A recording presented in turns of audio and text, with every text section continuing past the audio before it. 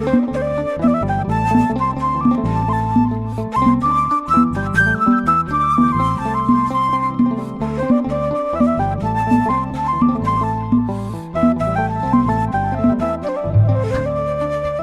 እንደምን አላችሁ? እንደምን ቆያችሁ? ውድ ነው መርከብ ሚዲያ ቤተሰቦች በያላችሁበት ሰላማችሁ ይብዛ። እግዚአብሔር አምላካችን በድጋሚ ስላገናኘን ስሙ ይክበር ይመስገን። በዛሬው በነው መርከብ ሚዲያ ቆይታችን እንደዚሁ የምናያቸው የተለያዩ መልእክቶች አሉ። እያንዳንዳቸውን በቅደም ተከተል እንመለከታለን። የምንማርባቸው፣ የምንጠነቀቅባቸው፣ የምንታዘብባቸው ብዙ መልእክቶች ይኖሩናል። ከእናንተ የሚጠበቀው ቆይታችሁን ከኔ ጋር ማድረግ ነው። ለቻናሉ አዲስ ከሆናችሁ ቤተሰብ መሆናችሁን አትርሱ። ላይክ አድርጉት፣ ነባሮች ደግሞ ማለት ነው የምታደርጉትን ደግሞ እያመሰገንኩኝ ወደ መጀመሪያው መልእክት ልውሰዳችሁ። የመጀመሪያው መልእክት እንግዲህ ከሃይማኖታችን ጋር በተመለከተ ረገብ፣ ሰከን እንደው ምንድን ነው የሚባለው በትዕግስት በስርዓት ነገሮችን ማየት እንዴት መቻል እንዳለብን የሚያስረዳ መልእክት ነው። መልእክቱን ከመምህራችን እናድምጠውና ተመልሰን እንገናኛለን። ቀለበቶች፣ መርጌቶች እንዲያው ማህሌቱን አደብ ብታስይዙት ጥሩ ነው። እኔ እዚህ ቤተክርስቲያን ማህሌትን ምንም አይቻላቅም፣ ግን አጠቃላይ አዲስ አበባ ግን ችግር ላይ ነው። በተለይ ጽጌ ማህሌት እንደምንሰማው በእውነት ብዙዎችን እያራቀ ነው። አስቸጋሪ ነው። ይህ ከበሮ እውነቱን ለመናገር እንዲሁም ምን ቀን እንደገባብን የሚያሰኝ እግር እያነሱ ጣጥ እያሉ በጣም ኦርቶዶክሳዊነት መረጋጋት ነው። ኦርቶዶክሳዊነት ተመስጦ ነው። እንኳን ቤተክርስቲያን ውስጥ ያው ቤተክርስቲያን ውስጥ እኮ ብንንቀሳቀስ እንኳን ልክ ሰው ጥቅጥቅ ብሎ ልክ እንደዚህ በተቀመጠበት እንደምንም እያሉ በጥፍር እንደመጓዝ ሆኖ ነው ቤተክርስቲያን ውስጥ መራመድ ያለበት። ባዶ የሚታይ ሰው ባይኖር እንኳን ዝም ብሎ ረድል መዳ ይባላል ውጭ እንደሚደረገው እና እንዲህ ያሉ ነገሮችን ብናያቸው ጥሩ ነው። በእውነቱ እንደው ሊቀጠበብቶች፣ መርጌቶች እንዲያው ማህሌቱን አደብ ብታስይዙት ጥሩ ነው። በእንባ በተመስጦ በተዘክሮ ማህሌቱን የሚቆሙ መዝሙሩን የሚቆሙ ብዙ አሉ። ያው ግን ደጉ አይታይም፣ አይጮህም፣ ጥሩ ነገር አይጮህም። የሚጮሁ ትንሽ ክፉ ነገር ነው። ያ የሚጮህ ትንሹ ክፉ ነገር ብዙውን ይፈያፍነውና ይሄ ለጠላትና ደግሞ ደጉን ነገር ማየት ለማይፈልግ እንዲህ ናቸው እንዳያሰኝ ነው። መጽሐፈ መክብብ ላይ ይላል የገሙ ዝንቦች መልካም የሆነውን የሽቶውን ሙዳይ ያበላሽታል፣ ያገሙታል ይላል። ትንሽ የሞቱ ዝንቦች እንደዛ ያደርጋሉና ለጥንቃቄ ነው እንዲህ የምንለው ያለን መምህራችን ቃልዎትን ያሰማልን። በነገራችን ላይ በተለያየ ማህበራዊ ሚዲያ ላይ ብዙ ጊዜ የምናያቸው ጉዳዮች አሉ። በተለይ እዚህ ማህሌት ላይ ጽጌ አካባቢ ላይ እንግዲህ ሰሞኑንም ኢቭን እያየሁ ነበርና ከበሮ አመታትን በተመለከተ እንደው ዝላይ እንደው እዛኛው ቤት ያለውን ስርዓት እኛ ጋም እንደው አንዳንዴ ሽው የሚልበት ነገር አለና ይሄ ሁሉንም አይወክልም፣ ቤተክርስቲያን ስርዓትም አይደለም ነው የመምህራችን መልእክትና ለብዙዎቻችን ይሄ ነገር ትክክል መስሎ የሚታየን ከሆነ ልክ አይደለም። አንዳንዴ ከበሮ ስለደመቀ ወይም እንደ መንፈሳዊነት እኮ የነፍስ ተመስጦ ነው በነገራችን ላይ።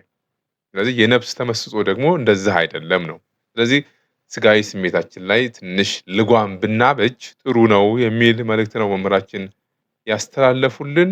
እንግዲህ በተለያየ ማህበራዊ ሚዲያ ላይ እንዲህ አይነት ነገር የተለመደ እየሆነ መጥቷልና እርግጥ ነው አንዳንድ ጊዜ ስም ይወጣ ተቤት ይከተል ከጎረቤት ይባላልና ራሳችን ቤት ውስጥ እንዲህ አይነት ነገሮች ካሉ ሌሎችም ይሄ ነገር ልክ የቤተክርስቲያናችን ስርዓት አድርጎ የሚወስድና ደግሞ እንደ ምንድነው እንደ ሐሜት የሚናገረው ሰው ስለሚኖር አማኝም የአማኝም የሆነ ማለት ነውና ስለዚህ እንደኛ ቤተክርስቲያን ከበሮ አመታት፣ ዝማሪያችን፣ ሽብሻቧችን፣ ሁሉ ነገራችን ኮሽታ የማይሰማበት የተመስጦ አምልኮ እንዳለን ያው ለማታውቁ ወቁ ነው።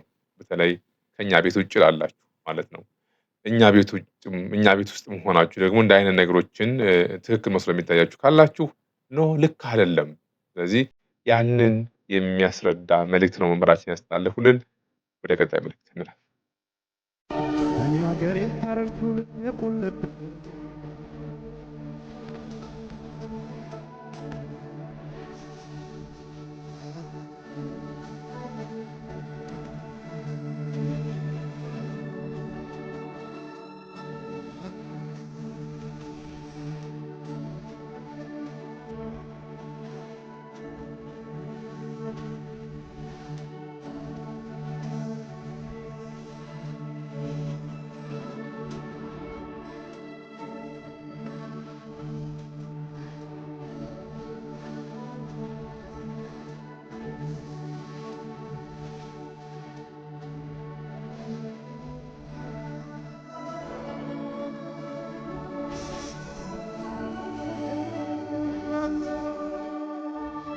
ይህን ሙቪ ይዤላችሁ የመጣሁት ምንድነው ምክንያቴ በማይሆን አካሄድ ከማይመስላችሁ ጋራ አትጠመዱ ይላል ቅዱስ መጽሐፍ።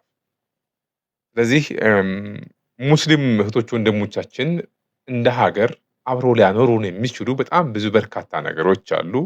በዚያ እንተባበራለን። ቢቻላችሁ እስከ ሁሉም ጋራ በፍቅር ኑሩ የሚለውን ነገር ተግባራዊ ለማድረግ እንጥራለን፣ እያደረግን ነው ያለነው። ግን ቢቻላችሁም በፍቅር ኑሩ ማለት ከማይመስላችሁ ሰው ጋር እንደ አይነት ህይወት መስርቱ ማለት አይደለም። የሚገርመው ነገር መቼም የምን ምስክሯ ምንድነች እንደሚባለው ሁሉ ለእንደዚህ አይነት ግንኙነታቸው ደግሞ በቴዲ ሙዚቃ አጅበውታል። ቴዲ ለእንጀራው ነው የዘፈነው። ህይወቱን ይሄንን አይኖረውም። አንዳንዴ ግልጽ መነጋገር ስላለብን ማለት ነው። የመጀመሪያው ከመሰረቱ እንግዲህ ያው ሙዚቃ ምን ማለት እንደሆነ ሁላችንም እናውቃለን። እግዚአብሔር መንግስት የሚያስወርስ ህይወት አይደለም። አንዳንዴ እውነታውን እየመረረንም ቢሆን ማዋጥ አለብን። የነ ሄሮዳዳን አንገት የነ ዮሐንስን አንገት ያስቆረጠ ነው በነገራችን ላይ እና ስለዚህ በጣም ወንጀል ነው። አንደኛ በሱ መደገፉ ማለት ነው። ይሄንን ግንኙነታቸውን በሙዚቃ ለመደገፍ ሞክረዋል እና የተለያየን ብንሆንም ግን አንድ ነን የሚል ነው አይደለም፣ እንለያያለን። እንደ ሀገር አንድ የሚያደርጉን ነገር አሉን ብያቸዋለሁ። እውነት ነው፣ እሱ እንተባበራለን። ግን ከማይመስለን ሰው ጋር ግን በትዳር ህይወት አንተባበርም፣ በአምልኮ ህይወት አንተባበርም። አንድ የማንሆንባቸው መንገዶች አሉ። ለምን? ይሄ የህይወት ጉዳይ ነው፣ የምድር ጉዳይ አይደለም። የሰማያዊ መንግስት ጉዳይ ነው፣ የዘላለማዊ ህይወት ጉዳይ ነው። ስለዚህ በዘላለማዊ ህይወት ላይ ማንም በህይወታችን ላይ ኔጎሽት የምናደርገው ነገር የለም ነው። ነፍስና ነፍስ ነው። መለኮታዊ ጥሪን በስጋዊ ስሜት ለማመቻመች ወይም ደግሞ የሆነ ለማቀራረብ ወይም ልክ ማትማቲክሱ ላይ እንደምናውቀው አንድ ቁጥር ከ5 በላይ ከሆነ ይጠጋጋል ወደዚህ ከፖይንቱ ወደዚህ ወዳለው ቁጥር እና እንደዚህ አይነት ነገር ካልኩሌሽኖች አሉና ይሄ ህይወት ላይ አይሰራም። ሃይማኖት ላይ ይሄ አይሰራም። በቃ 4 ነጥብ። ስለዚህ ፕሊስ እውነት ነው በሃይማኖታችን የማይመስላችሁን ሰው ወደ እናንተ ቤተ እምነት አምጥታችሁ የእናንተ እምነት አካል አድርጋችሁ ከሆነ እሰየው፣ አድርገሽው ከሆነ እሰየው። ግን እሱ ነው የሚያሳየው አይደለም። በተለያየ ማህበራዊ ሚዲያ ላይ ለማየት እንደሞከርኩትም እናትየዋ ሳትቀር ልጁን እንዲለይ ስትጎተጉተውና ተጽዕኖ ታደርግበት አይቻለሁ። አንዳንዴ አይደው ነው በእንደ አይነት መልኩ ምናልባት ፕራንክ ብላችሁ ሰርታችሁትም ከሆነ ልክ አይደለም። ፕራንክም በእንደ አይነት ነገር አይሰራም። በሃይማኖት አይቀለድም። በቃ መንገዳችን ላይ የቅል ነው። እኛ የመረጥነው የሃይማኖት መንገድ የህይወት መንገድ አለ። እነሱም በእስልምና የመረጡት አሉ፣ ፕሮቴስታንቱን የመረጠው አለ፣ ካቶሊኩም የመረጠው አለ፣ ሌላም። ይሄንን ምርጫ ከፈጣሪ የተሰጠን ነው። ከተፈጣሪ በተሰጠን ነፃ ፈቃድ አማካኝነት የመረጥነውን መንገድ ይዘን እንከተላለን። አለቀ እንጂ ይሄ ማመቻመች ማቀላቀል ኖ ሊባል የሚገባው ጉዳይ ነው። ይሄን ያልኩበት ምክንያት ልጅቷ አንገቷ ላይ ማህተብ ያደረገች አማኝ ስለሆነች በእኛ ሃይማኖት ኦርቶዶክስ ሃይማኖት ደግሞ እንደ አይነት ነገር ፈጽሞ የተከለከለ ነው። ታመጪው ከሆነ እሰየው፣ እሱ እንደ አንድ ነገር ነው። ግን ደግሞ አብሮ አሉ በነገራችን ላይ ትልልቅ ተጽዕኖ ፈጣሪ ምናምን የምትሏቸው ሰዎች ሳይቀሩ በተለያየ ቤተ እምነት ሆኖ አንድ ቤት ውስጥ የሚኖሩ ዩኒቲ ቱር ዳይቨርሲቲ የሚለው እዚህ ላይ አይሰራም። ሃይማኖት ላይ አገር ላይ እንደ ሀገር ግን አንድ ጋር ምድር ላይ እስካለን ድረስ ግን ሊያኖረን የሚችል በጣም ብዙ ነገሮች አሉ። ዩኒቲ ቱር ዳይቨርሲቲ የሚሰራው እዛ ላይ ነው እንጂ እምነት ላይ ሃይማኖት ላይ ዘላለማዊ ህይወት ላይ አይሰራም። ኖ መባል አለበት። ልጅቷን በነገራችን ላይ በዚህ ጉዳይ ላይ ባካችሁ ምከሩኝ፣ በጣም እየተፈተንኩ ስለሆነ ነው የሚል ሀሳብ አቅርቧ ስለነበር እንደ ኖህ መርከብ ሚዲያ ይህንን ቪዲዮ ካየሽ ልክ አይደለም እህቴ፣ ለዘላለማዊ ህይወትሽ ወይስ ለምድራዊ ህይወትሽ ሚዛን ላይ አስቀምጠሽ የቱ ነው የሚጠቅመኝ ብለሽ መዝኙ። ወደ አንቺ የእምነት አምጥተሽ ከሆነ እሰየው፣ እሱ እንደውም የበለጠ ዋጋ ያሰጥሽ ይችላል። ግን በተቃራኒ ከሆነ ደግሞ ልክ አይደለም። ይህን ነው መልእክቴ። ወደ ቀጣይ መልእክት። ታቦትም እኮ አሁን የገቢ ምንጭ ሆኗል። በጣም በሚያሳዝን ሁኔታ ሲጀመር እንኳንስ አንድ ደብር ላይ እንዲሁ ዝም ብሎ ብዙ ታቦቶችን እንዲሁ ማንገስ ይቅርና ጎረቤት ላይ እንኳን ለምሳሌ ቅድስት ማርያም ካለ በብዙ ርቀት ነው ቅድስት ማርያም ቤተክርስቲያን መሰራት ያለበት። አሁን ሌላ ነገር ነው ያለው። ዙሪያው ላይ ድርብ ታቦቶች አሉ። በዚያ ምክንያት የሆነ መረጋጋት ያለው አይደለም። በዚያ ላይ እኛ ደስ ብሎን ናፍቆን የምናከብረውን የንግስ በዓል ዛሬም ንግስ ነው እንዴ እንድንል የሰለቸ የክብረ በዓል አይነት እንድናይ ነው ያደረገን እና ከዚያ ውጭ ደግሞ እንደው በዓላት የሚበዙበት ኢንቴንሽንም ምናልባት እዚህ ሚዲያ ላይ ባልናገረው ደስ ይለኛል፣ ግን ጥሩ አይደለም። ታቦት እውነት ቅዱስ ሚካኤልን ለማክበር ነው እንደው ዝም ብሎ 16 ታቦት አንድ ላይ አድርጎ ወይ ደግሞ እንደው በትንሽ አጋንኛው እንዳይሆን 5-6 ታቦት እንደው በአመቱ ሁሉ ቀናት ናቸው እኮ ነፃ የሚሆኑት የሆኑ ወራት ናቸው። ይሄን ሁሉ እናት ነው ለበረከት ብለው ነው አብያተ ክርስቲያናቱ የሚያደርጉት። ያው ስለሚያውቁት ምንም ዝርዝር አያስፈልገኝም። እና ምናልባት አንዳንድ ጊዜ እንዲህ አይነት ነገሮች በጣም አደገኛ ናቸው። ህዝብ መሰብሰቢያ ተብሎ ሌላም ነገር ተብሎ የሚደረገው ነገር አስፈላጊ አይደለም። እንግዲህ መምህራችን ያስተላለፉትን መልእክት ሰምታችኋል። የራሳችሁን ሀሳብ በኮመንት ላይ ማስቀመጥ ትችላላችሁ። ምናልባት ይሄ አጀንዳ ነገራችን ላይ በጣም ሰፊ ነገር ሊያስነሳ የሚችል ጉዳይ ነው። የምንወስደው ነገሮችም እንዳሉ ሆኖ በዛው ልክ ደግሞ ማስተካከያ ልንሰጣቸው የምንችላቸው ነገሮች ሊኖሩ ይችላሉ። አሁን ላይ ልክ መምህራችን የወሰዱበት አንግድ እኔ የምጋራው የገቢ ምንጭ የሆነበት የሚለውን ነገር እውነት ለመናገር የምጋራው ሀሳብ ነው እና አላቅም እንዴት የሚል ሰው አሁን ከበጎነት ከቅንነት ተነስተን ታቦት ተቀርጾ ጽላት ተቀርጾ በየአድባራቱ በየቦታው መሰራቱን ብዙ ሰው ሰፖርት ሊያደርግ ይችላል። ምንም ጥርጥር የለውም። ሁላችንም ብንሆን ደስ ይላል። ምንም ጥርጥር የለውም። ግን አላማው ግን ያ ነው ወይ ነው? አሁን እዛ ጋር አይደለም። ዋናው አላማ እዛ ጋር አይደለም ነው። አዛ አይደለም። አሁን ብዙ ጊዜ የምንሰማቸው ነገሮች አሉ። አንዳንዴ እንደው መተቸት እንዳይሆን እንጂ በየክብረ በዓሉ በየንግሱ ላይ የምንሰማቸው ነገሮች አሉ። እርግጥ በእኛም በምዕመኑ ደረጃ ክፍተቶችና ጋፖች እንዳሉ ሆነው ማለት ነው እና ነገሮች የቢዝነስ እስከሚመስሉ ድረስ አንዳንድ ጊዜ ማይክ ከተያዘ በኋላ በየክብረ በዓሉ ምናምን የምናያቸው የምንሰማቸው በጣም ብዙ ነገሮች አሉ እና እንደው ምናልባት እሱን ነገር ስናስብ የመምህራችን መልእክት በደንብ ከተረዳ ነው ያንን ለማለት እንደሆነ መረዳት ይቻላል ብዬ አምናለሁና በተለያየ መድረክ ላይ የምንሰማቸው ማይክ ይዞ ይሄን አድርጉ ለዚህ ተብሎ ነው ምናምን የሚባል ነገር አለ። ያ ሲባል ቤተክርስቲያን ላይ ክፍተት የለም ወይም ደግሞ የፋይናንስ ጋፕ የለም ማለት አይደለም እና ሌላ ጊዜ ወይም በሰፊው እንመለስበታለን ብዬ አምናለሁኝ። ለማንኛውም ግን የራሳችሁን ሀሳብ በጨዋ ደንብ ኮሜንት ላይ አስቀምጡ።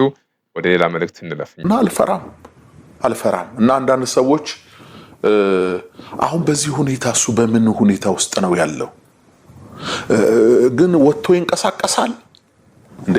አንተ አየሩ ላይ ግርግር ፈጠርክና ሰው ወጥቶ አይገባም ማለት ነው?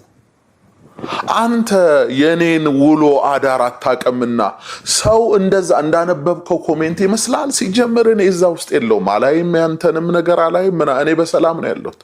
ጊዜ ካለኝ እጸልያለሁ፣ አነባለሁ፣ አገለግላለሁ። ብዙ ስራ አለኝ። እኔ መች ስራ ፈቶኝ ነው ወዳጄ እንዴ?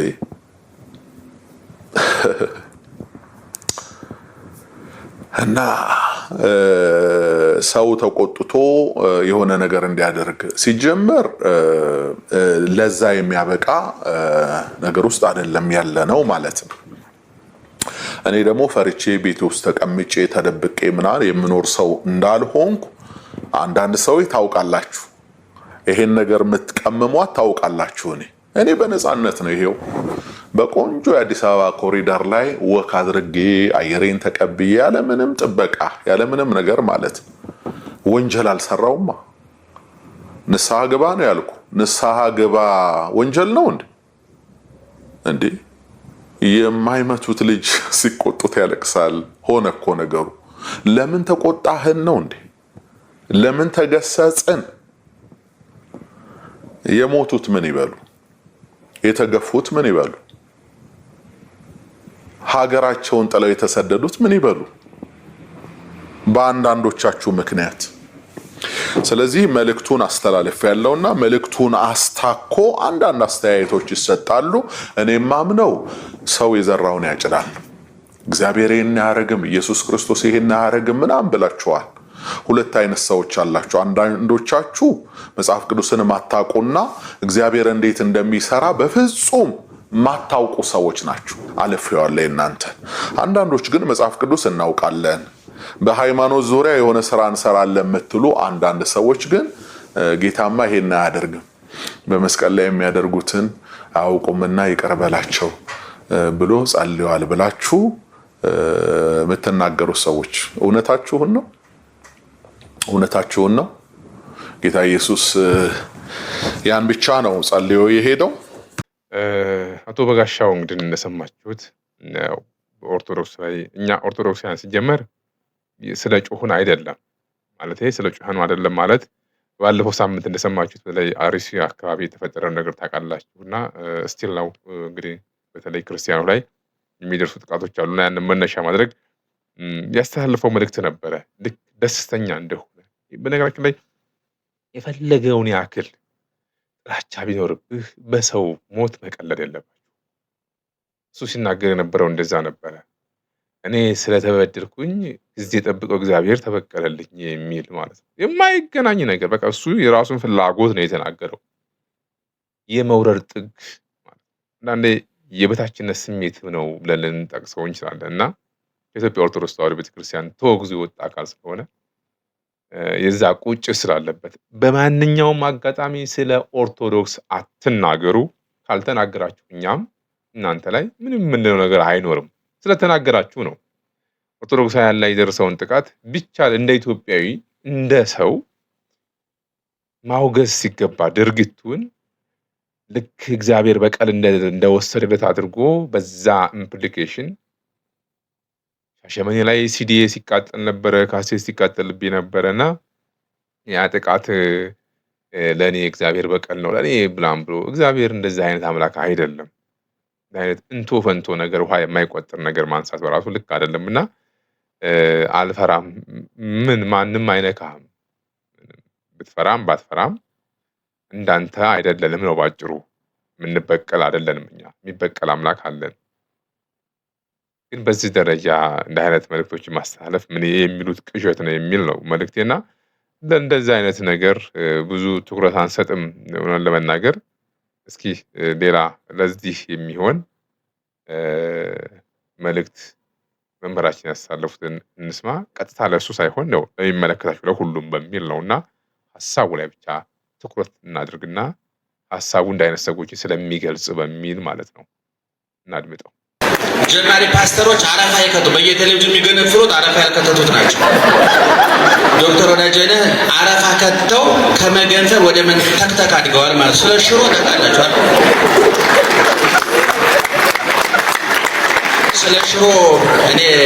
ስለ ሽሮ ታውቃለህ። ሽሮ መጀመሪያ አካባቢ ምን ይሆናል? 10 ጊዜ ይገነፈላል። ስለዚህ አጠገብ ቁጭ ምን ማድረግ ያስፈልጋል? ከፈት ማድረግ አየር እንዲያገኝ እንዳይገነፍ። አረፋ ከጨረሰ በኋላ ግን ተከሉ ይንተከተካል። ጣይምን ያመጣው ያ ነው። ጀማሪ ፓስተሮች አረፋ ያልከተቷል በየቦታው። ዶክተር ወዳጄነህ አረፋ ከተው እየተንተከተኩ ስለሆነ ጤና ናቸው ብልበላቸውና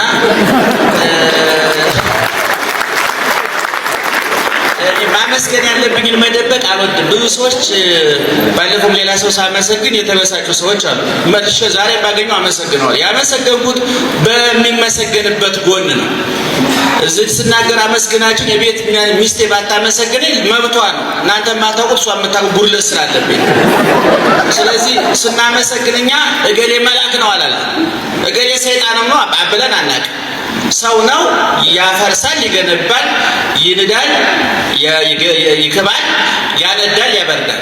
ስለዚህ ዶክተር ወዳጄነህ እግዚአብሔር ይስጥልኝ በእኛ አውደ ምህረት ቃለ ሕይወት ያሰማልኝ ይባላል።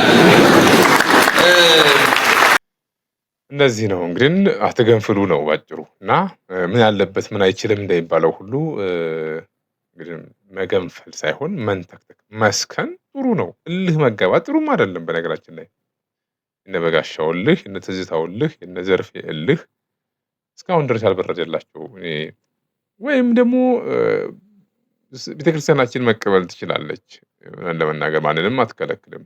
በቃ ፋተኛ ነን ብላችሁ ንስሐ ገብታችሁ ተመለሱ ወደ ይዝች ቤት። ሁሌ እጃችሁን እሷ ከመቀሰር በቃ የቆጫችሁ ነው የምትመስሉት።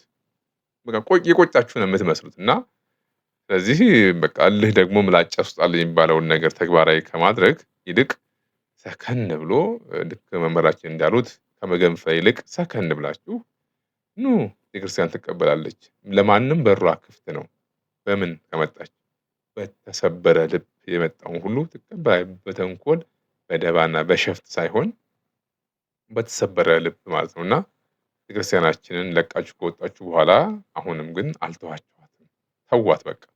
በሞቷ ላይም አቀልሉ፣ በደስቷ ላይም በሐዘኗ ላይም ዝም ብትሉ ይሻላል። ላደለው ብትሰክኑ ብትበርዱ ኖሮ ሐዘኗ ሐዘናችሁ ነበረ፣ ደስታዋም ደስታችሁ ሊሆን ይገባ ነበር።